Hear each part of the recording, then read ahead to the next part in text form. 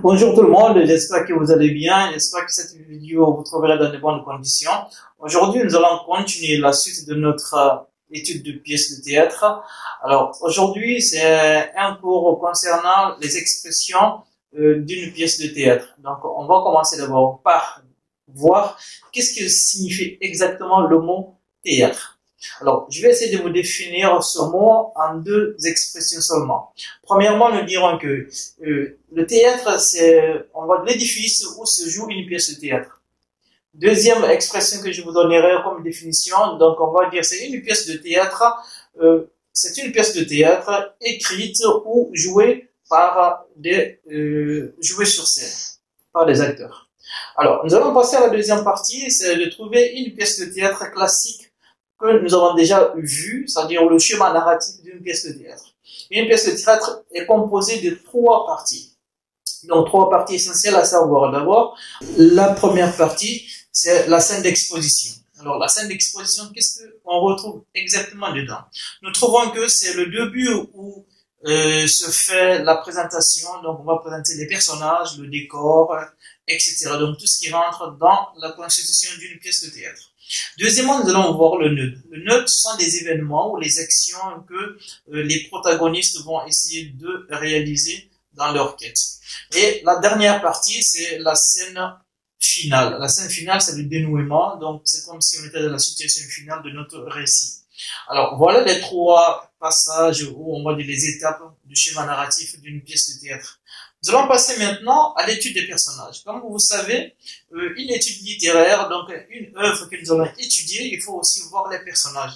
Donc, dans cette constitution, nous allons essayer de voir les personnages principaux.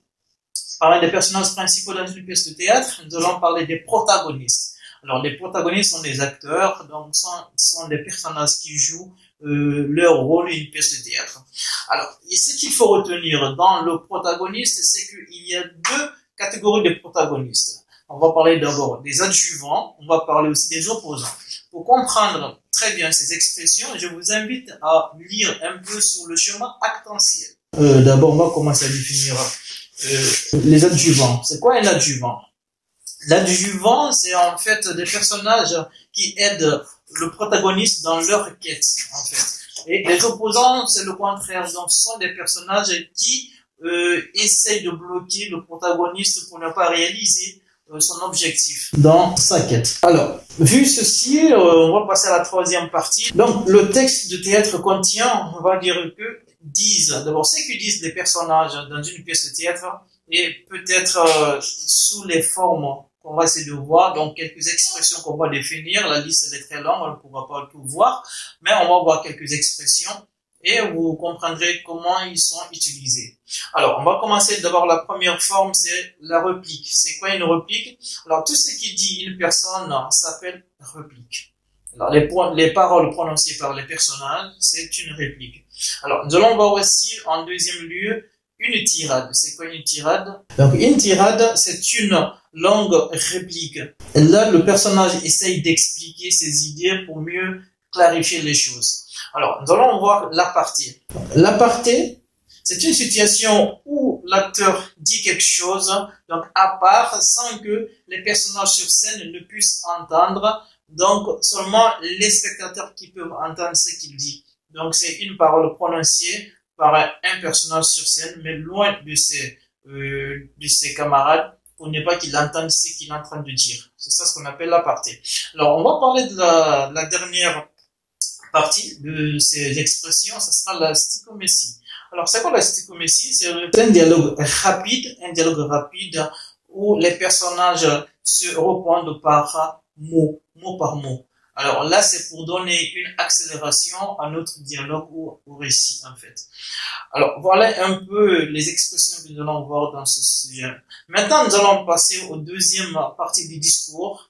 Alors, la deuxième partie du discours prononcé par les personnages, nous allons voir ici le discours de l'auteur. Le discours de l'auteur, souvent appelé la partie de didascalie. Donc, didascalie, c'est en fait désigne les indications de l'auteur concernant sa pièce de théâtre. Par exemple, les mouvements, par exemple, les gestes, les expressions, donc le visage relatif ou des personnages en fait des personnages. Donc là, il nous décrit comment vont être les personnages, ce qu'ils vont jouer, leur rôle, leur façon, les gestes qu'ils vont adopter, etc.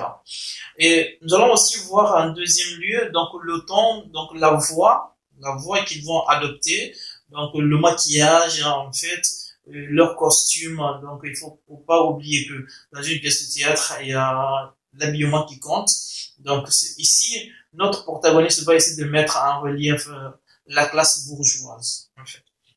Et puis, nous avons de la musique qui est introduite dans notre pièce de théâtre. Donc, on a l'éclairage, donc le silence et le décor de la scène. Donc, tout ça rentre dans ces expressions de ce qu'on appelle une pièce de théâtre. Alors, si vous avez compris tout ce que je vous ai expliqué, je vous demande de vous abonner pour ne pas manquer d'autres nouvelles vidéos. N'hésitez pas à me poser des questions en commentaire et je vous répondrai dès que possible. Merci et à très bientôt.